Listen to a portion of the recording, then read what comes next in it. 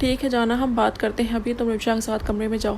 बादल की भी मौजूदगी की परवाह किए बगैर मासूमा को बाजुओं से थामकर मोहब्बत से चूर अंदाज में गोया हुआ है, जबकि मासूमा इस मरतबा झंझलाहट का शिकार हुई। मुझे बताएं आप यहाँ क्या कर रहे हैं मुर्शिद साहब? मासूमा इसकी मोहब्बत पर से कुछ डालती है कि गिलास चबाकर बोल रही थी, जबकि बाकी सब हैरान कुन नज़रों से मासूमा को देखा। इनमें से किसी ने भी बादल के दरमियान बात करने या इसकी आंखों में आंखें डालकर कभी बात करते किसी की हिम्मत नहीं हुई थी, और अगर कोई इतनी जुर्रत करता था तो बाज़ शिराजी इसका हशर कर देता था। मगर आज मासूमा के सामने किस कदर सब्र और तहम्मुल का मुजाहरा करते मोहब्बत जता रहा था। चलो मैं ले चलता हूँ रूम में, फिर थोड़ी देर तक घर चलेंगे। बाज़ल अब मासूमा का हाथ थाम कर इसे खुद कमरे में जाने के लिए आगे बढ़ा और रात का इंतज़ार इसलिए कर रहा था कि रोशनी में मासूमा को इसके साथ यहाँ से निकलते हुए कोई देख ना ले। मसला क्या है आपके साथ? जब मैं कह रही हूँ मुझे नहीं जाना आपके साथ कहीं भी, अगर आज आप कुछ नहीं बताएंगे तो मैं आपके साथ नहीं रहना चाहती। कायम भैया कॉल करें, मैं इनके साथ जाऊंगी। मासूमा बादल के हाथों से अपने हाथ छुड़वा दी, खासी चिड़चिड़ी होकर बोली थी, जबकि इस मरतबा बादल ने अपना गुस्सा जब्त करने की गर्ज से जबड़े हुए सख्ती से पीछे आंखें इसकी अंगारा बरसा रही थी। मासूमा बादल की भारी आवाज़ हॉल में गूंजी थी। बादल की उड़ाती आवाज़ सुनकर हर कोई काम किया था। बासित ने बेबसी से दोनों को देखा, जबकि मासूमा का वजूद भी लर्ज़ गया। मुझे जवाब चाहिए आपसे, सुना आपने? मासूमा अपनी आवाज़ और वजूद की कपकपाहट पर काबू पाती बादल की सख्ती से भींची हुई मुठ्ठियों पर निगाहें जमाए हुए बोली थी। इससे पहले कि बादल कुछ कहता, मासूमा सर पर हाथ रखती लड़खड़ा गई थी और पूरी तरह ज़मीन बोझ होती। बादल ने अपने मजबूत बाजों के हसाड़ में मुकीद कर लिया। जाना क्या हुआ? तुम ठीक तो हो? आंखें खोलो। एक हाथ मासूमा की कमर के गिर्द घायल करते हुए इसका चेहरा थपथपा कर बोला और अंदाज में परेशानी लिए बोल रहा था। बाकी सब भी अचानक मासूमा के बेहोश होकर गिरने पर घबरा गए, जबकि बादल अब मासूमा को बाहों में भरे हाल में मौजूद एक कमरे में ले गया। वो अचानक मासूमा के बेहोश होने पर इस कदर परेशान हो गया था कि सब इसे देखकर परेशान हो रहे थे। रिमशा, डॉक्टर को बुलाओ, हरी अपने पीछे। रिमशा को मासूमा को सादा कमरे में लाता सिंगल बेड पर लिटा चुका था। थोड़ी देर बाद ही डॉक्टर हुमा रूम में दाखिल हुई तो बादल परेशान सा मासूमा का एक हाथ थामे दूसरे से उसके बालों को सहला रहा था। डॉक्टर को चेकअप का बोलता हुआ कमरे से बाहर निकल गया। अब हाल में बासिर, रिमशा और विशाल परेशान खड़े थे। बादल ने एक नज़र देखता खुद भी परेशानी से चक्कर काटने लगा। थोड़ी देर बाद ही डॉक्टर निकली तो बादल जल्दी से इनकी जानिब बढ़ा। मासूमा कैसी है? अब अचानक कैसे बेहोश हो गई? बादल जल्दी से पूछ रहा था। डॉक्टर हुमा भी सीक्रेट ऑफिसर थी जो हमेशा बादल के काम आई थी। Sir you don't worry, BP low हो गया है आपकी मिसेस का, बट इस कंडीशन में ऐसा नहीं होना चाहिए। इनको अच्छी डाइट की ज़रूरत है।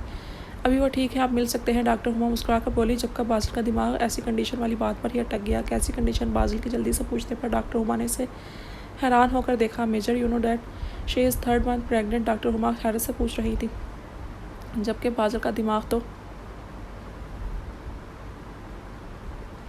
3 महीने पर अटक गया था।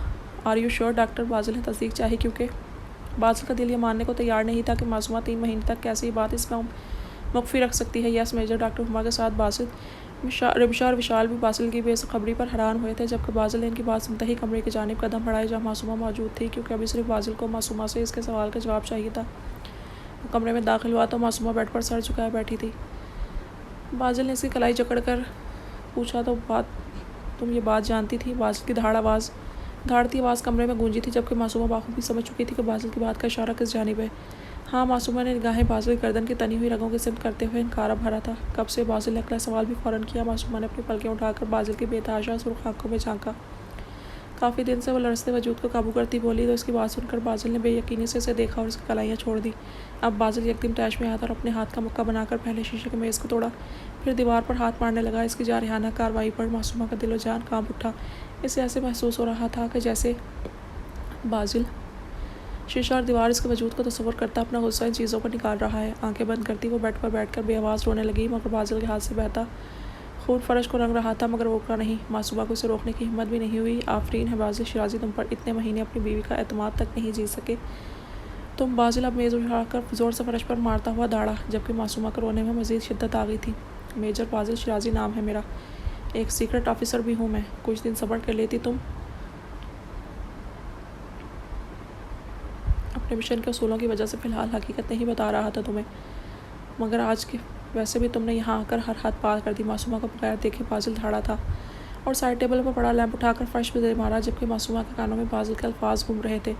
वो अब अपना रोना भूलकर बेयकीनी के आलम में बादल को देख रही थी। कोई गैर कानूनी घटिया काम नहीं करता मैं, बल्कि पाक फ़ौज के लिए काम कर रहा हूँ। वो फिर से बुलंद आवाज़ में बोला था। अब मासूमा अपनी कम-अक्ली पर आंसू बहा रही थी। शर्मिंदगी के बाइस वो बादल से नज़रें ही नहीं मिला पा रही थी। अब बादल मासूमा की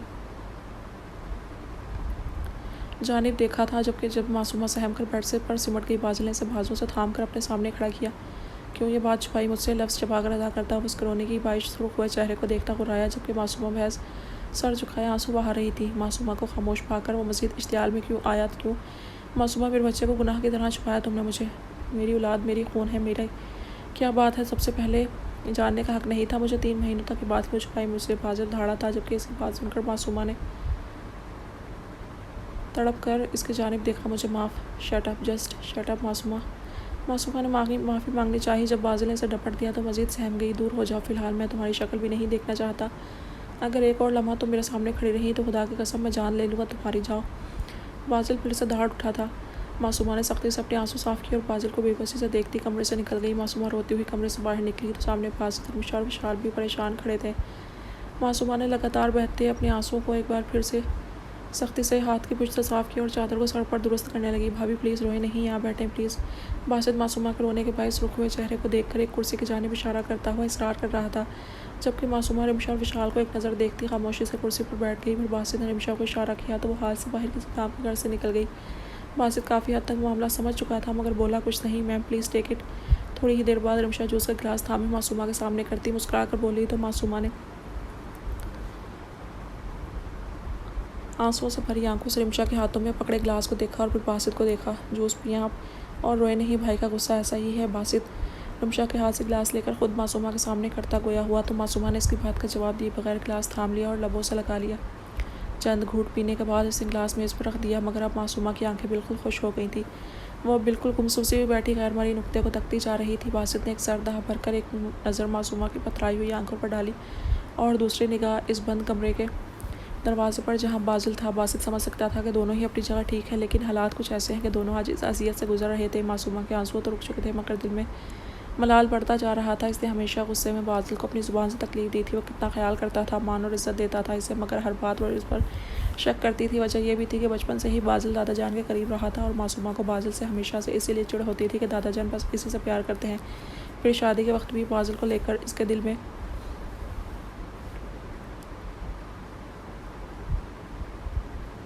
कितना शक, वहम और बदगुमानियाँ थी। बाजिल हमेशा इज़्ज़त और मोहब्बत देकर इसे एहसास तो दिलाता था, मगर फिर भी हालात हमेशा बाजिल के ख़िलाफ़ रहे थे। वो बाजिल की बीवी थी और कौन सी बीवी अपने शौहर का बगैर बताए दिन रात घर से बाहर रहना बर्दाश्त करती है। हाँ, मगर इसने बाजिल से बहुत बार तलख़ कलामी की थी, जिसका इसे हमेशा अफसोस होता था। मगर ये भी हकीकत थी कि इन दोनों के मिजाज में गुस्सा और ज़िद थी। हमेशा बाजिल अपना गुस्सा ज़ब्त करता था, जबकि वो खुद तो ज़ुबान के ज़रिए गुस्सा बाजिल पर निकाल लेती थी। मगर बाजिल कई मरतबा तहम्मुल का मुज़ाहरा कर चुका था। इस बार अगर मासूमा की गलती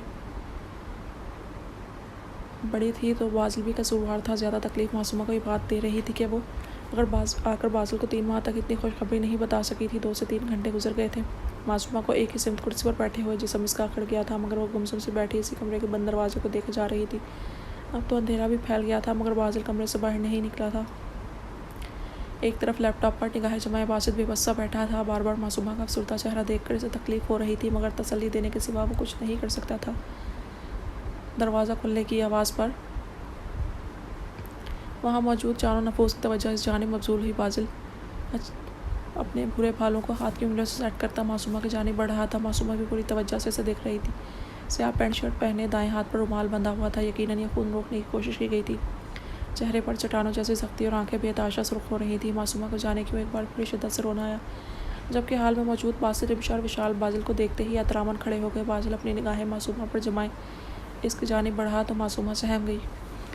रात हो गई है, अब चले जाना। मासूमा के नज़दीक पहुंचकर अपने बाएं हाथ से मासूमा का दायां हाथ थामता वो सुर्खी माइल आंखों से मासूमा की आंसुओं से भरी हुई आंखें देखता बेहद मोहब्बत से बोला, जबकि बाजिल के अंदाज पर मासूमा समेत सबने हैरान को तासरात लिए। बाजिल को देखा। रिमशा भी, मैं घर जा रहा हूँ, कल इसी टाइम मीटिंग रखते हैं, सबको बता देना भाई। मासूमा की हैरत से फैली आंखें को नज़रअंदाज करता हुआ उसका हाथ थामे चलने लगा और फिर रिमशा को देखे बगैर कहते हुए वो मासूमा को लिए हॉल से निकल गया। पीछे रिमशा और विशाल ने पहले हैरत से बाजिल और मासूमा की पुश्त को देखा और फिर बासित को। सच है लकी गर्ल। मासूमा और बाजिल के निकलने के बाद विशाल मासूमा पर रश करती हुई बोली तो बासित और रिमशा का भी सख्ता टूटा। इन दोनों को इतना सब होने के बाद बाजिल कितनी जल्दी ठंडे हो जाने पर खुशगवार हैरत हो रही थी। इश्क करते हैं मैम से, आई एम 100% श्योर, रिमशा मुस्कुरा कर बोली, जबकि बासित और विशाल ने मुस्कुराकर इसकी तायद में सर हिलाया। बाजिल ने मासूमा को गाड़ी का दरवाज़ा खोलकर आराम से बिठाया और खुद ड्राइविंग सीट पर बैठकर गाड़ी स्टार्ट कर दी।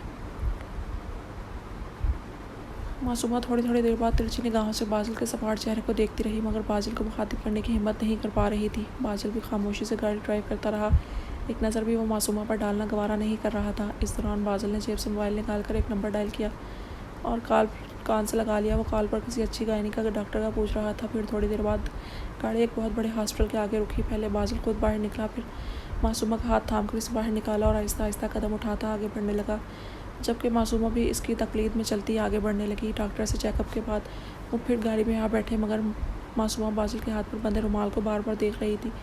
इसमें बाजिल को अपने हाथ की बैंडेज करवाने का कहने की भी हिम्मत नहीं हो रही थी। मासूमा की बार बार अपने हाथ पर उठती नज़रों को बाजिल बखूबी समझ रहा था। यू डोंट वरी जाना, मैं खुद बैंडेज कर लूँगा। वो एक नज़र मासूमा के मुरझाए हुए चेहरे को देखता धीमी आवाज़ मगर सर्द अंदाज में बोला तो मासूमा सटपटा गई और फ़ौरन निगाहें चुरा गई, जबकि बाजिल ने नफ़ी में सर हिलाते हुए एक गहरा सांस लिया। बाजिल हॉस्पिटल पहुंचने से पहले ही शरीन साहिबा को मासूमा की प्रेगनेंसी की खबर दे चुका था और जल्द घर आने का भी बता चुका था। वो दोनों अब घर पहुंचे तो शिराजी हाउस में जश्न का समा था। बाजिल ने सबसे क्या कहा था, जिस बाइस किसी ने भी मासूमा को मुबारकबाद के सिवा कोई मजीद सवाल ना पूछा। दादा जान और दादी जान कई बकरे मासूमा के सदके दे चुके थे। हर कोई मासूमा की तवक्का से ज़्यादा खुश नज़र आ रहा था। इन सबको इतना खुश देखकर मासूमा को बेहद शर्मिंदगी हो रही थी कि वो इतनी बड़ी बात इन सबसे क्यों छुपाए हुई थी। कुछ देर में खाना खाने के बाद बाजिल इसे कमरे में लेकर आ गया था, मगर बेड पर बैठने के बाद वो खुद अपने कपड़े लेकर वॉशरूम चला गया, जबकि मासूमा के रुखे आंसू फिर से बहने लगे। जब बाजिल फ्रेश होकर बाहर निकला तो मासूमा बैठ के पुश्ते टेक लगाए आंखें बूंदे लेटी हुई थी। बंद आंखों से भी इसके आंसू चेहरे पर बह रहे थे। बाजिल तौलिया रखते हुए मासूमा की जानी बढ़ा और बैठ के दूसरे से उठाकर मासूमा के करीब लेट गया तो मासूमा ने फ़ौरन अपनी आंखें खोल कर इसे देखा। वो शर्ट से बेनियाज से ट्राउज़र पहने इसके बिल्कुल करीब था। जाना, रोना बंद करो प्लीज़, बाजिल मासूमा के हाथ पकड़ते सर्द अंदाज में बोला और अब मासूमा अपना जब्त खो बैठी थी और बाजिल के इशारे पर सर रखे हाथ इसके नम सीने पर जमाए शिद्दत से रोने लगी। बाजिल अब नरमी से इसके बाल सहला रहा था। कई लम्हे यूं ही इसके कंधे पर सर रखे फूट फूट कर रोती रही थी। फिर बाजिल इससे खुद से जुदा करता इसका चेहरा दोनों हाथों में थाम कर देखने लगा। आँख और नाक और रोने के बाईस सदी शुल्क हो रहे थे, जबकि अब वो सर और निगाहें झुकाए बेआवाज़ रो रही थी। जाना प्लीज़, अपने हाथों की उंगलियों की पूरों से मासूमा के बहते आंसू साफ करता वो इसके माथे पर लब रखता बोला था, प्लीज़ मुझे माफ़ कर दें। वो बाजिल की आंखों में देखती बोल रही थी, मगर बात मुकम्मल करने से पहले ही फिर शिद्दत से रोने लगी। जाना, तुम माफ़ी क्यों मांग रही हो? तुम्हारी कोई गलती नहीं है। हर एक्शन का रिएक्शन होता है। इसी तरह मेरे अमल का रद्द-ए-अमल दिया तुमने, मुझे माफ़ी मांगनी चाहिए। प्लीज़ मुझे माफ़ कर दो। मैंने बहुत गुस्से में बात की तुमसे, जबकि तुम्हारी कोई गलती नहीं थी। तुम्हारी जगह अगर मैं होता तो शायद इससे भी बहुत ज़्यादा बुरा रद्द-ए-अमल देता। प्लीज़ रो मत मेरी जाना। बाजिल अब मासूमा के दोनों हाथों को अपने लबों से लगा चुका था और धीमी आवाज़ में इससे कह रहा था, जबकि मासूमा इसे बेयकीनी से देख रही थी। बाजिल जैसा हमसफ़र हमराज है, मगर मैंने अपने हमराज से अपना राज छुपाया, एक मुसल्लत के तहत किया था। मगर बहरहाल तुम शर्मिंदा मत हो और ना माफ़ी मांगो, क्योंकि गलती तुम्हारी नहीं थी। हाँ, बहुत बोल जाती हो, मगर तुम गलत नहीं हो। तुम एक्चुअली हम दोनों ही एक जैसी अदात, इसलिए तजाद रहता है। बहरहाल आज मैं बेजर बाजिल शिराजी अपनी बीवी मासूमा शिराजी से वादा करता हूँ कि आइंदा कुछ भी हो जाए मगर कभी भी अपनी ज़्यादा सख्त अंदाज में बात नहीं करूँगा। मासूमा के चेहरे को अपने चेहरे के करीब करता हुआ नरमी से मजबूत अंदाज में कह रहा था, आप बहुत अच्छे हैं। मासूमा सरशार होती निगाहें झुकाए बोली, नहीं जाना, तुमने तुम्हारे साथ मुझे भी ऐसा बनाया है, वरना मैं तो इतना अच्छा भी नहीं था। जानती हो, अम्मी के बाद तुम वो औरत हो जिसके लिए मेरे दिल में दिन ब दिन एहतराम बढ़ता गया। अच्छी तुम हो, बल्कि बहुत अच्छी हो। अगर तुम अपनी ज़ुबान से साथ अल्फाज बोलती थी तो मैंने भी तुम्हें तकलीफ़ दी है। प्लीज़ मुझे माफ़ कर दो और याद रखना, बाजिल शिराजी ने अगर वादा किया है तो मरते दम तक अपना वादा निभाएगा। वो मासूमा के नाक से अपने नाक को मिस करता बोला था। हाँ, मासूमा ने अपने दोनों हाथ को बाजिल के चेहरे पर टिकाकर इसकी बेशकन पेशानी पर मोहब्बत से मेहर ज़ब्त की। मासूमा की कार्रवाई पर बाजिल के चेहरे पर तबस्सुम निखरा, जबकि मासूमा एक हाथ बाजिल के सीने पर रखती अपना चेहरा इसके कंधे पर टिका गई। मुझे इतनी बड़ी बात इतने दिनों तक नहीं छुपानी चाहिए थी आपसे, आपको बुरा लगा। वो लहजे में शर्मिंदगी लिए बोली थी, जबकि बाजिल एक हाथ से कमर के गिर्द हायल किए दूसरे हाथ से इसके बालों में उंगलियां चला रहा था। जो मैंने छुपाया वो भी बहुत बड़ी बात थी। मुझे तो चंद पल अजियत पहुँची, मगर तुमने 5 अजियत से गुजारे हैं। मैं समझ सकता हूँ कैसे कैसे ख्याल, कैसी बदगुमानी मेरे मुतालिक तुम्हारे दिल में आई होगी। इस हिसाब से ज़्यादा गलती मेरी थी। बहरहाल अब ये बातें मत सोचो और दिमाग को हर टेंशन से दूर रखो। बाजिल इसके बालों पर लब रखता मोहब्बत से चूर अंदाज में गोया हुआ, जाना, बाप बनने का एहसास कितना खूबसूरत है, ये आज मालूम हुआ मुझे। दुनिया मैं अपने बच्चे को बहुत प्यार दूंगा, इतना जितना मेरे बाप ने ना दिया। दुनिया की हर खुशी दूंगा। मेरे बेबी की मामा का बहुत शुक्रिया जिसे मुझे इतनी बड़ी खुशखबरी दी। मासूमा के पेट पर हाथ रखता वो मुस्कुरा कर बोल रहा था। मासूमा के चेहरे पर हया के रंग बिखरे। आप खुश है ना? मासूमा झिझकते हुए पूछ रही थी। लफ्ज़ खुशी मेरी बयान ही नहीं कर सकता। आज इस खूबसूरत एहसास से चल पल में ही मेरी दिल में मज़ीद तुम्हारी इज़्ज़त बढ़ा दी है। बेसब्री से मुझे इस वक्त का इंतज़ार है जब मैं अपनी औलाद को अपने सीने से लगाऊंगा। बादल खोए खोए अंदाज में बोल रहा था। जानती हो मासूमा, 3 साल पहले मैं अपने मिशन की वजह से फ़ॉरेन जेल में रह कर आया हूँ। वहाँ मैं तकरीबन 2 माह तक रहा। वो कोई आम कैद नहीं थी। वहाँ से बचकर आना नामुमकिनात में सा था। मैंने वहाँ इस कदर अजियत सही थी कि मेरे अंदर से हर ख्वाहिश मर गई थी। कोई खुशी नहीं लगती थी। इन 2 माह की मुशक्क़त भरी कैद ने मुझे इतना सख्त बना दिया कि मुझ पर हर वक्त बेइज्जती तारी रहने लगी। 3 साल का अरसा गुजरने के बाद आज भी मैं वो अजियत भूल नहीं सका। मेरी शख्सियत बदलती थी। इस कैद ने आज भी मेरे मिजाज में इस अजियत और तकलीफ़ की आमेज़िश है।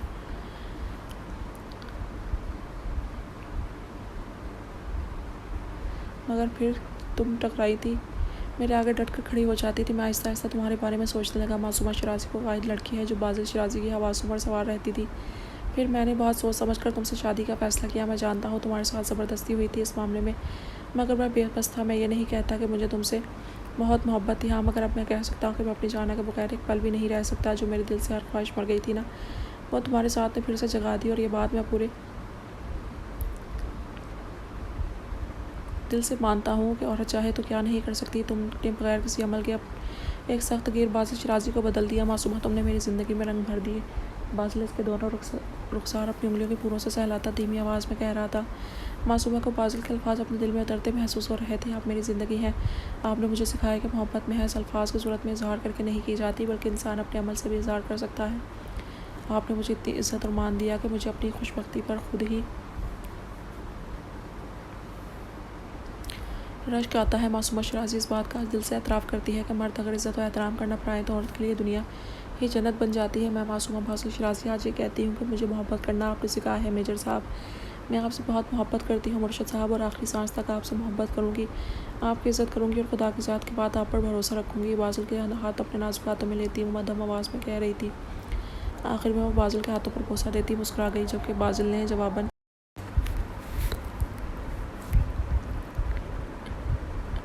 इसके सर पर बोसा दिया था। एक बात कहूँ, चंद लम्हों के बाद मासूमा की मध्यम आवाज़ ने इश्तियाल बर्पा किया। बिल्कुल जाना। बाज़िल इसकी आंखों में देखता कहने लगा। तो मासूमा ने भी पलकों के बाहर से देखा। मैं चाहती हूँ खुदा हमें बेटा दे और बिल्कुल अपने बाबा जैसा हो। मासूमा की शर्माती हुई आवाज़ पर बाज़िल के चेहरे पर मुस्कुराहट गहरी हुई। खुदा बेटा दे या बेटी, इस पाक ज़ात की मर्ज़ी, बस नेक सालेह और सेहतमंद औलाद दे और हमें अपनी औलाद की बेहतरीन तरबियत करने की तौफीक दे। बाज़िल हनूज़ मुस्कुराते हुए गोया हुआ था, जबकि मासूमा ने इसकी बात सुनकर आमीन कहा था। वैसे मेरी ख्वाहिश है खुदा हमें बेटी दे जिसे मैं इतनी मोहब्बत से पालूंगा कि बेटियों को बोझ समझने वाले लोग भी तजस्सुस में मुब्तला हो जाएंगे कि बेटियां के वाकई सुकून होती हैं, जो बाज़िल शिराज़ी के चेहरे पर दिख रहा है। बाज़िल फिर से लहजे में मोहब्बत लिए गोया हुआ था, जबकि मासूमा ने इसके सीने पर अपना सर रख लिया था। माहिन, आप अकेले क्यों बैठी मुस्कुरा रही हैं? कायम जब कमरे में दाखिल हुआ तो माहिन ड्रेसिंग टेबल के सामने ही खड़ी खुद ब खुद मुस्कुरा रही थी। कायम की बात पर वह चौंकी। अभी थोड़ी देर पहले ही मासूमा से एक्सपेक्ट करने की खबर इन्हें मिल रही थी और वो दोनों ही बहुत खुश नज़र आ रहे थे। कुछ नहीं, मासूमा के बारे में सोच रही थी। सब लोग कितने खुश थे ना। घर में बाज़िल भाई भी बहुत खुश दिखाई दे रहे थे। खबर ही ऐसी है। माहिन कायम की सिम रुख्त करते इश्तियाक से बोल रही थी। हाँ माशाल्लाह, बहुत अरसे बाद ऐसी खुशखबरी आई है शिराज़ी हाउस में। आप भी बहुत खुश नज़र आ रहे हैं। कायम के मुस्कुराते चेहरे पर निगाहें जमाए वो मुस्कुरा कर बोली। खुशी इन दोनों के चेहरों से आया थी। मामू बनने वाला हूँ, खुश क्यों ना होऊंगा मैं। कायम माहिन के दिलकश शराबी को देखता हुआ कह रहा था। तो बात तो है। माहिन ने मुस्कुराते हुए इस बात में सर हिलाया। अब आप मुझे यह कब खबर दे रही हैं? माहिन की कमर का गिर दोनों बाज़िल हमाइल करता इसका करीब करता शोख अंदाज में पूछ रहा था, जबकि माहिन इसके अचानक ज़ुमाइनी अंदाज पर बौखला गई और शर्माती हुई बेख्तियार निगाहें झुका गई। आई लव यू माहिन। माहिन के कान में सरगोशी करता हुआ झुका था। यहाँ अकेले क्यों खड़ी हैं आप? आज सबके इसरार पर बाज़िल शिराज़ी हाउस में ही रुका था बिलासबा। बाज़िल ने सच कहा था। वो इन सब की मोहब्बतों में दांत बनने में अपने कमरे के टेरेस पर खड़ा सरसरी से आसपास जायज़ा ले रहा था, जब लान में खड़ी हानिया इसे दिखाई दी। एक लम्हे भी ज़ाया किए बगैर अपने कमरे से निकला और लान में पहुंचा, जबकि इसकी आवाज़ पर हानिया चौंकी। मुझे नींद नहीं आ रही थी। इन चंद माह में अब वो थोड़ी बहुत बात कर लेती थी इससे, मगर बासी से मुझे इस खुशी से नींद नहीं आ रही कि मैं चाचू बनने वाला हूँ। मगर हानिया, आपको नींद क्यों नहीं आ रही?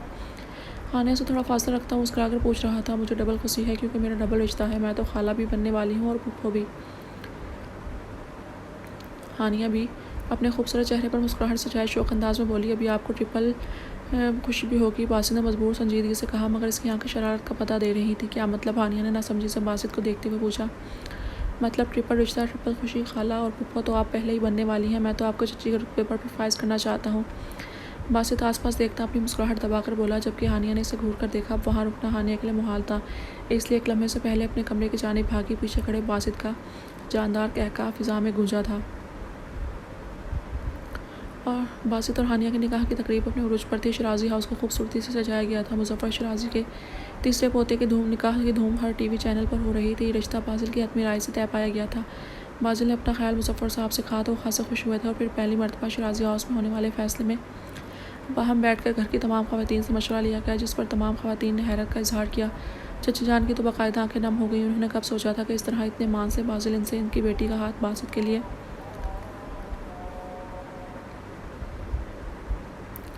मांगेगा। सरशारी से रिश्ता कबूल कर लिया गया और निकाह की तारीख भी रख दी गई थी। मासूमा को जब मालूम हुआ तो उसकी खुशी की इंतहा न रही। जब बासित और हानिया से बाजिल ने खुद ही इनकी मर्जी पूछी, जिस पर बासित को मुस्कुराहट ही कंट्रोल नहीं हो रही थी। बिलाशुबा वो अपनी खुशी बाजिल से छुपा नहीं सका, जबकि हानिया ने सर झुकाकर अपनी मर्जी जाहिर कर दी। निकाह की सातें करीब आई तो हानिया को दुल्हन के रूप में सजा कर लाया गया। सुर्ख लहंगे में अपनी तमाम तर खूबसूरती के साथ वो बासित के बिल्कुल सामने बैठी हुई थी। एक पल को दोनों की निगाहें मिली तो दोनों की धड़कन तेज हुई। हानिया ने फ़ौरन निगाहें झुका ली, जबकि बासित अभी भी मुसलसल हानिया के खूबसूरत सरापे को अपनी निगाहों के असार में लिए हुए था। छोटे, अभी निकाह हुआ है, अपने जज्बात को काबू में रखो और निगाहें भी कंट्रोल रखो। बासित की बेकरारी कायम की निगाहों से मुख्फी नहीं थी। मुस्कुराहट दबाता बासित को आंखें दिखाता लफ्ज़ चबाकर बोला, जबकि पास खड़े बासित की ज़ैरत निगाहें अपने भाई पर ही थी। वो मुतमईन था कि बासित हानिया को पसंद करता है। बासित की पसंदीदगी इसकी निगाहों से झलकती थी। अपने फैसले पर से महसूस सुकून हुआ। भाई एक फेवर ही दे दे। बासित कायम के कंधे पर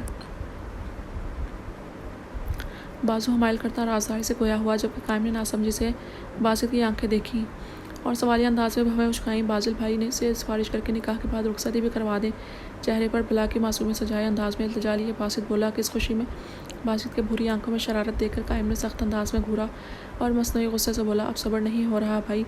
बासित की जुबानी बात पर कायम ने बिना किसी लिहाज के एक मुक्का बासित के कमर में जड़ा, जबकि बासित की गहरी मुस्कुराहट कहके में बदल गई। क्या बात है देवर जी, आज तो आपके कहके ही कंट्रोल नहीं हो पा रहे। इस कदर खुशी माशाल्लाह। बासित का कहका सुनकर बहुत से लोग इन दोनों की जानिब मुतवज्जा हुए थे, जबकि मासूमा अपना भरा भरा वजूद दुपट्टे से झांपती कायम और बासित की जानिब आहिस्ता आहिस्ता कदम बढ़ाती पहुंची और शरारत से बोली, अरे भाभी, आपके शरीफ और मासूम देवर की खुशी को 4 चांद तब लगेंगे जब आप ही बाजिल भाई को आज ही रुखसती पर राज़ी कर लें। कायम के साथ दाल न गलती देखकर बासित ने मासूमा का रुख किया, जबकि कायम ने मासूमा को मुस्कुरा कर देखा। यही खुशखबरी देने आई हूँ मैं कि हानिया शिराजी की रुखसती आज ही बासित शिराजी से तय पाई है।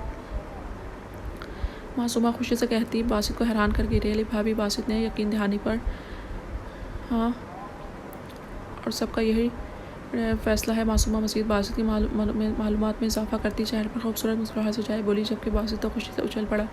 मगर इससे पहले वो अपनी खुशी का इजहार करता बाजिल मौलवी साहब और मुजफ्फर साहब की हमरा इनके सबके करीब आया। बासित बैठ जो, निकाह शुरू होने वाला है। बाजिल रोबदार अंदाज में बासित को हुक्म देता बोला। मासूमा को हानिया के पास जाने का इशारा किया तो मासूमा बाजिल का इशारा समझती इस बात में सर हिलाती हानिया के जाने बढ़ गई।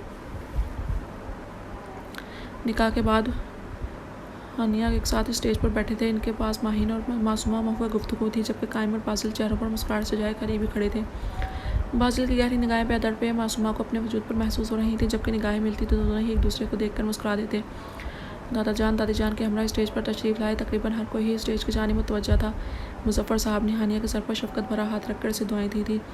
सब कुछ कितना बदल गया है ना। मासूमा ने अपने बराबर खड़े बाजिल को आहिस्तगी से मुखातिब किया, जो दादा जान को खुशी से देखकर मुस्कुराता देख रहा था। वो मासूमा की सरगोशी पर चौंका। बाजिल ने इसका हाथ नरमी से अपनी गिरफ्त में लेते हुए पूछा, मसलन दादा जान कितने बदल गए हैं ना। और शिराजी हाउस के असूल भी। मासूमा ने निगाहें सामने रखते हुए धीमी आवाज़ में कहा। बाजिल ने इसकी निगाहों के ताक़ुब में देखा जहाँ मुजफ्फर साहब अब माहीन और कायम को मुस्कुराकर किसी बात का जवाब दे रहे थे। मैंने कहा था ना जाना, खुदा ने चाहा तो सब ठीक हो जाएगा। बाजिल ने अपनी निगाहें मासूमा पर रखते हुए धीमी आवाज़ में कहा, जबकि मासूमा ने सामने देखते हुए पहले इस बात में सर हिलाया, फिर बाजिल का हाथ थामकर इसे सामने मुतवज्जा किया। जब मुजफ्फर साहब ज़िंदगी में पहली मरतबा अपनी बेटी को सीने से लगाए इनकी पेशानी पर शफकत भरा भूसा दे रहे थे। ये मंजर वहाँ मौजूद हर शख्स को अश्कबार कर रहा था। अपने तमाम घर वालों को एक साथ खुश देखकर बाजिल के दिल के हर गोशे में सुकून उतर रहा था।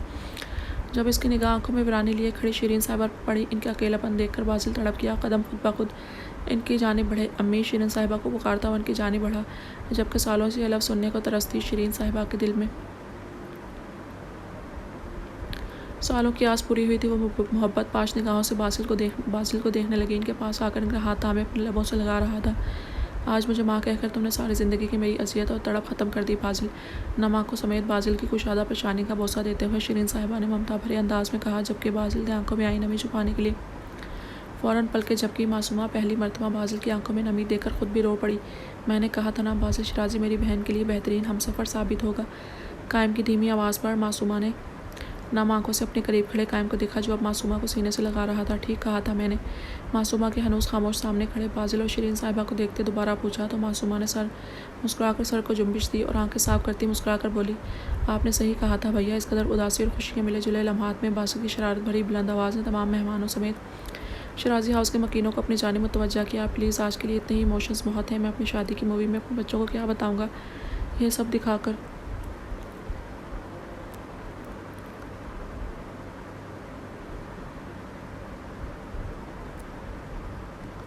मुझ पर दुल्हा शादी है मेरी। अपने बालों की शरारत से क्या सही करता बासित खासी बुलंद आवाज़ में बोला कि वहाँ मौजूद हर जीरो खिलखिलाकर हंसने लगा। माहौल पर छाई उदासी मानन पड़ने लगी। हर नामाक मुस्कुराहटी। बस आखिरी बात मैं कहना चाहता हूँ अपने सब बच्चों से, अगर मेरे बासित उतर की इजाज़त हो तो। मुजफ्फर साहब की आवाज़ पर सब उनकी जानिब मुतवज्जा हुए। अरे दादा जान, मैं तो मजाक कर रहा था, आपको इजाज़त की ज़रूरत नहीं। बासित सर को थोड़ा खम देकर बोला, बस आज मैं अपने बच्चों का शुक्रिया अदा करना चाहता हूँ जिन्होंने छोटे होकर मुझे ज़िंदगी की खूबसूरती से रोशनास कराया। मुजफ्फर साहब कायम और बासिल को देखते हुए अपनी बात जारी रखे हुए थे। मेरे बच्चों ने मुझे बताया कि रिश्तों को बेजा सख्ती से बांधकर नहीं, महज इन्हें तकलीफ दी जाती है। अब मैं मुजफ्फर साहब ने मासूमा की जानिब देखा। मैं अपनी बीवी, अपनी बेटी और बहुओं से माफ़ी मांगता हूँ। बहुत ज़्यादतियाँ की हैं मैंने, शिकस्तज़दा लहजे में और पशेमानी और निदामत से कहते हैं मुजफ्फर साहब की आंखें पुरनम हुई थी। मुर्शद साहब, रुखसती का वक्त हो गया है और मेरे पोते का मज़ीद इम्तिहान मत लें। रहम करें इस पर। इस मरतबा दादी जान ने माहौल की उदासी को हल्के फुल्के मजाक के साथ ख़त्म किया, जबकि एक मरतबा फिर सबके चेहरों पर मुस्कुराहट बिखरी थी। बासित ने बाकायदा कहका लगाया, जबकि हानिया शर्म हया के बाइस सुर्ख होती खुद में सिमट गई। हानिया को बासिल के कमरे में लाने के बाद सब हंसी मजाक में मशगूल थे। जब बासिल हाथ में फ्रूट्स की प्लेट थामे मासूमा के करीब आया, जाना कुछ खा लो, तुमने कुछ नहीं खाया, खिलाया तो था इतना आपने, अब और नहीं प्लीज़, पहले ही खिला कर मोटा कर दिया है आपने। मासूमा मुँह बसूरती बोले, जबकि इसकी बात पर सब हंसने लगे, जबकि बासिल ने इसे घूरा, मगर मासूमा बासिल की घूरी को किसी खातिर में नहीं लाई थी। अच्छा तुम थक गई होगी, चलो रूम में आराम करो चलकर, बासिल ने इस बार इल्तिजाई अंदाज में बोला था। सुबह से निकाह की तैयारियों में मासूमा लगी हुई थी। यकीनन अब थक गई होगी, बासिल इसका ख्याल करता बोला, मगर इससे पहले मासूमा कुछ कहती बासिल का मोबाइल बजा था और कॉल यस करता सेलफोन कान से लगाए बाहर चला गया। इस बार मासूमा आहिस्ता आहिस्ता कदम उठाती बासिल के पीछे होली। बासिल जब कॉल काटता मुरा तो सामने मासूमा को देखकर ठटका, मुझे एक ज़रूरी बात करना, काम से अभी जाना होगा, I hope you can understand. बगैर तमहीद बांधी बासिल ने असल बात बता दी। Of course I can understand.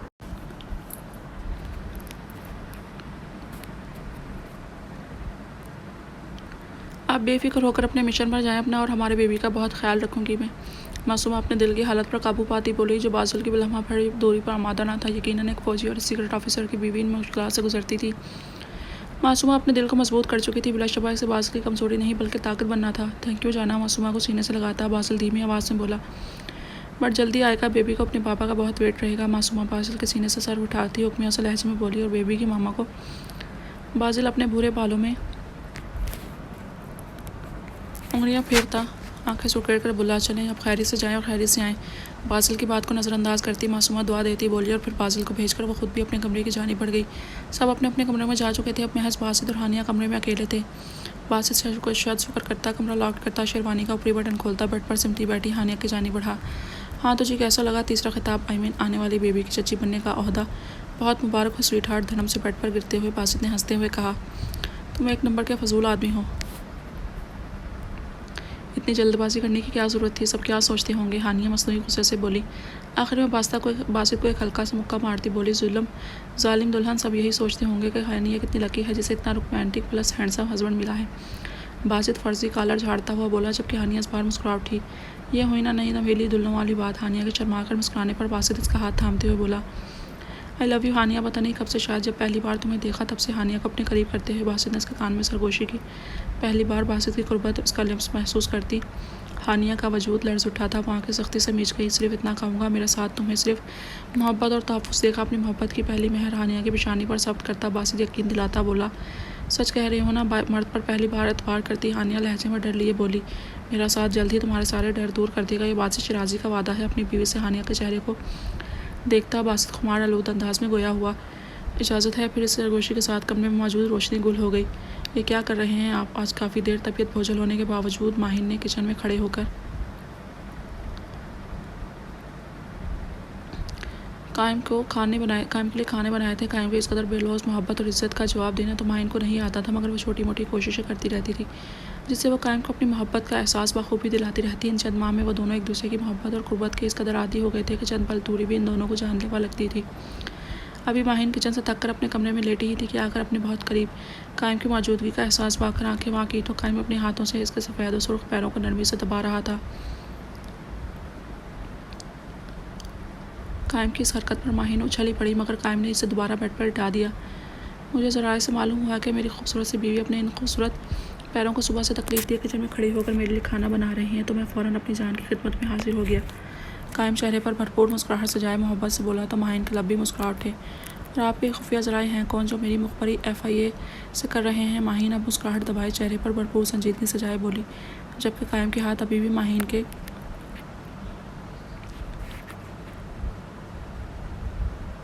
सुर्ख पैरों पर थे जिन्हें वो हल्का हल्का जुम्बिश दे रहा था। ये हमारी जॉब के खिलाफ है जाने मन कि मैं अपने बंदों का नाम बता दूं आपको। ये गद्दारी जेब नहीं देती मुझ जैसे ईमानदार बंदे को। कायम अब बेड पर माहिन के मज़ीद करीब होता नहायत मासूमियत से गोया हुआ, जबकि माहिन को अंदाज़ा हो गया कि ज़रूर बासित ने ही कायम को बताया है।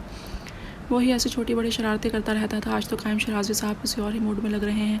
खैरियत है? माहिन कायम को गहरी निगाहों के अपने वजूद पर महसूस करती मुस्कुरा कर पूछ रही थी। माहिन की कमर के गिर्द अपना हसार बांधते मोहब्बत से चूर अंदाज में इसके कान में सरगोशी की, जबकि माहिन तो कायम के इस अंदाज पर कहका लगा उठी। जबकि कायम ने खफत से माहिन को देखा जो इसकी खूबसूरत ख्वाहिश का मजाक उड़ा रही थी। अगर मैं कहूँ कि आपकी ख्वाहिश पूरी होने वाली है तो?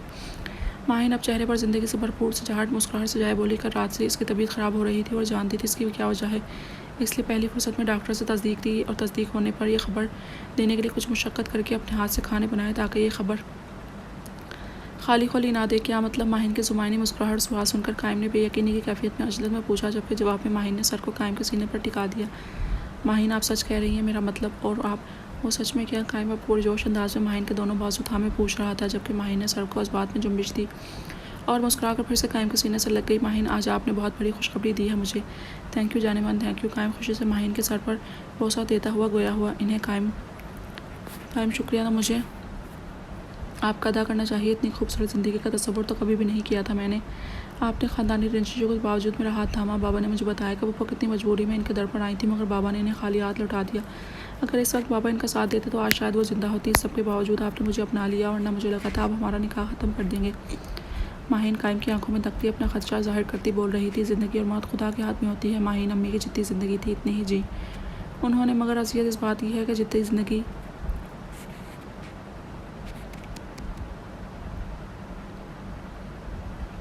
गुजारी उन्होंने वो सीधे कर गुजारी। और ये दुख भी है कि अगर मामू इस वक्त इन्हें पनाह दे देते जब वो बड़े मान से अपने भाई के घर गई थी, मगर हमारे माशरे में बेटी को रुखसत करते वक्त इसके कान में यह सूर फूंका जाता है कि तुम्हारा जनाजा अब ससुराल से निकलना चाहिए। इस नसीहत की मिसाल मेरी माँ साबित हुई।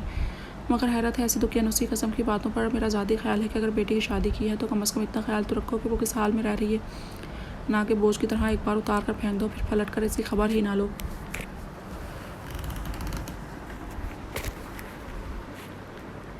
कि वो कैसे रह रही है। औरत के लिए मैका सतून की मानंद होता है। जैसे छत को मजबूत रखने के लिए सतून अहम है, इसी तरह औरत के पाँव को ससुराल में मजबूत रखने के लिए ऐसी सपोर्ट की ज़रूरत होती है। जो बहन या बेटी का चंद दिन बाद हाल अहवाल पूछे, मगर अफसोस मेरी अम्मी भेंट चढ़ गई। अपनी माँ के जिक्र पर कायम के चेहरे पर अज़ियतनाक तासुर माहिन को तड़पने पर मजबूर कर गया था। कायम के हाथ पर अपना हाथ रखकर माहिन ने से जैसे तसल्ली दिए। एक बात पूछूँ आपसे? कायम की सुर्ख आंखों में देखती हुई पूछ रही थी, जबकि कायम ने मुस्कुराकर महज सर हिलाकर इजाज़त दी। आपने बाबा को माफ़ कर दिया? हाँ। माहिन के डर कर पूछने पर कायम ने इसके रुखसार को नरमी से छूकर एक लफ्ज़ी जवाब दिया और मासूमा ने माहिन ने फिर से सवाल दागा। इस बार कायम ने भी सर को जंबिश दी कि आपको कैसे मालूम? कायम यकीन से कहने पर माहिन ने चौंक कर इसे देखा। अपनी बहन को जानता हूँ, वो मुनाफिक नहीं है। जब पहली मरतबा आपसे मिली थी इसी वक्त मामू की जानिब से अपना दिल साफ़ कर चुकी थी। बेशक उससे कि देर से जो दिल में आता है बोल देती है, मगर साफ दिल है, वो माफ़ कर चुकी है। आप बेफिक्र रहें।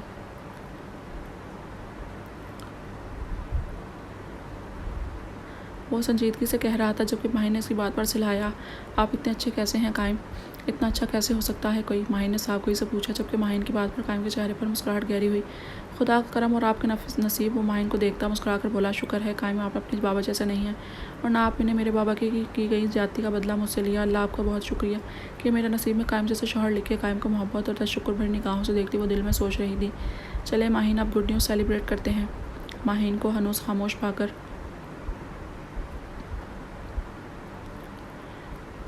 लहजे में शरारत समाये माहिन के लबों को गहरी निगाहों से देखता कह रहा था, जबकि माहिन ने उसे चौंक कर देखा। शराफत से बाहर चले डिनर के लिए। माहिन अब कायम घूरते हुक्माना अंदाज में कहती उठ खड़ी हुई, हाँ चले, पहले ये न्यूज़ सबको दे देते हैं, फिर आराम से रूम में आकर सेलिब्रेट करेंगे। कायम भरपूर संजीदगी से अपना मंसूबा माहिन के गोश गुजार करता उठ खड़ा हुआ, जबकि माहिन इस बार में अपनी मुस्कुराहट ना रोक पाई और खिलखिलाकर हंसती कायम के सीने पर हल्की सी चिपत लगाती आगे बढ़ गई, जबकि कायम कहकर लगाता इसके पीछे चल पड़ा। आप आ गए।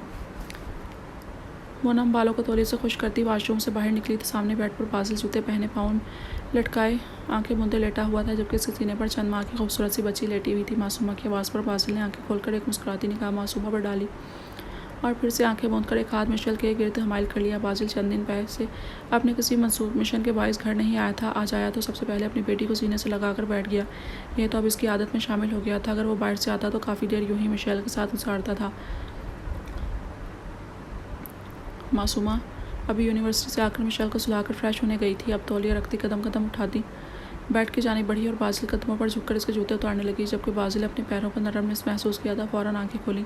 जाना ऐसे नहीं किया करो प्लीज़। बाजिल मिशेल को सीने से लगाया बैठ गया, जबकि एक हाथ से मासूमा की कलाई नरमी से थाम कर अपने साथ बेड पर बिठाया था और नरमी से गोया हुआ वो मासूमा के हाथ लबों से लगा रहा था। आपकी खिदमत भी नहीं करने देते, मुझे सवाब कैसे मिलेगा भला? मासूमा बाजिल के बाजू पर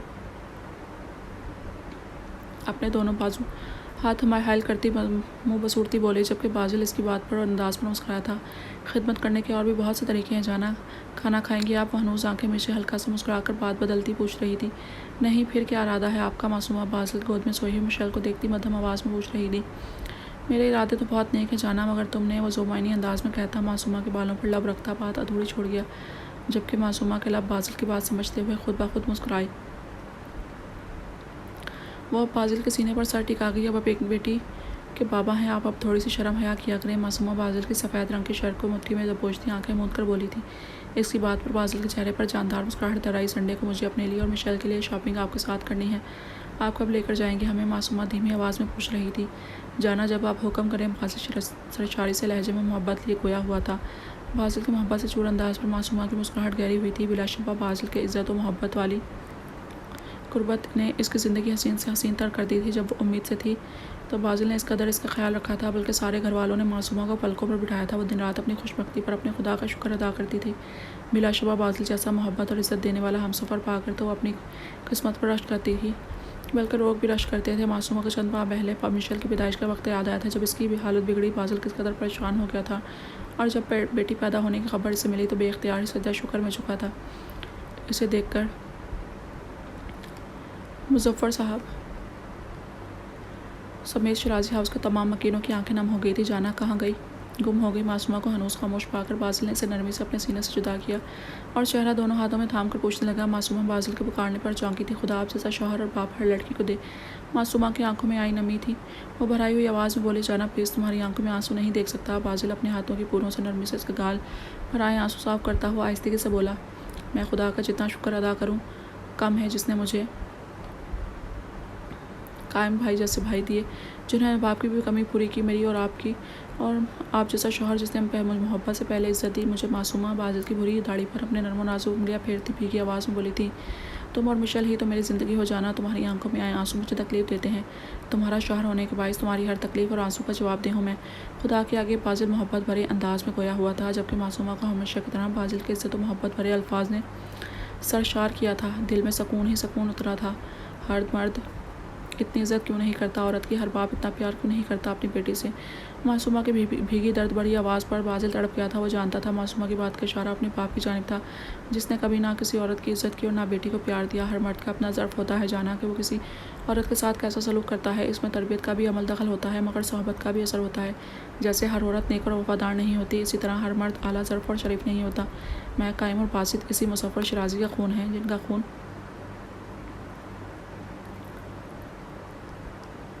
हमारे बाप की रगों में है, इन्हीं की आदत तरबियत भी हुई है। मगर हम तीनों अपने बाप की तरह बुरी सोबतों से सबक हासिल किया। इनके जैसा बनने के बजाय हम तीनों ने इनके बरक्स है।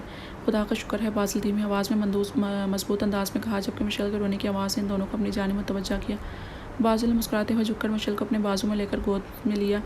मासूम नम आंखों से मुस्कुराती बाप बेटी का लाड देख रही थी। इस घर में आप पहले ऐसे मर्द हैं जो मैंने बेटी की ख्वाहिश के बजाय बेटी की पैदाइश पर दिल से खुश हुए। मिशेल को देखते हुए मोहब्बत और अकीदत से गोया हुई, जबकि मासूमा की बात पर बाज़िल के चेहरे पर मुस्कुराहट बिखरी। बेटी की पैदाइश पर परेशान नहीं होना चाहिए, बेशक खुदा खुश होता है। इसके घर अपनी रहमत बेटी की सूरत भेजता है। बेटा नेमत है तो बेटी रहमत होती है। नेमत का हिसाब बाद में होगा, जबकि रहमत का सवाब मिलता है। बेटियाँ कल्ब का सुकून होती हैं। जाना ये मिशेल को पहली मरतबा अपनी गोद में लेकर एहसास हुआ। जब मैं थका हुआ आता हूँ खतरों से लड़कर, तो अपनी बेटी को सीने से लगाकर सुकून मिल जाता है मुझे। बेटियों से मोहब्बत कैसे करते हैं ये हमारे प्यारे नबी सल्लल्लाहु अलैहि वसल्लम ने हमें अपनी बेटी फ़ातिमा ज़हरा से मोहब्बत करके ऐसे तरीके से बतला दिया। हर मुसलमान बखूबी जानता है कि हज़रत फ़ातिमा ने जब तशरीफ़ लाती तो हज़रत आप सल्लल्लाहु अलैहि वसल्लम ताज़ीम में अपनी जगह से उठ जाया करते थे और इसे रसूलुल्लाह अलैहि वसल्लम को मानने वाले बेटियों के हक़ तक अदा नहीं करते।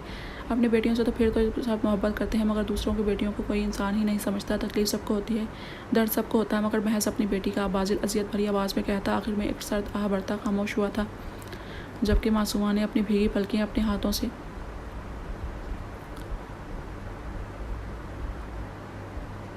साफ़ की और बाज़िल का मज़ीद करीब होकर इसके गाल पर अपना मोहब्बत भरा लिम्स छोड़ा। आई लव यू मिशेल के बाबा। मासूमा की इस मध्यम सरगोशी ने बाज़िल को दिलो जान से मुस्कुराने पर मजबूर किया। I love you too Michelle की मामा। और इसकी गोद में मौजूद नन्ही मिशेल अपने बाप के सीने से लगकर एक मरतबा फिर सो गई थी।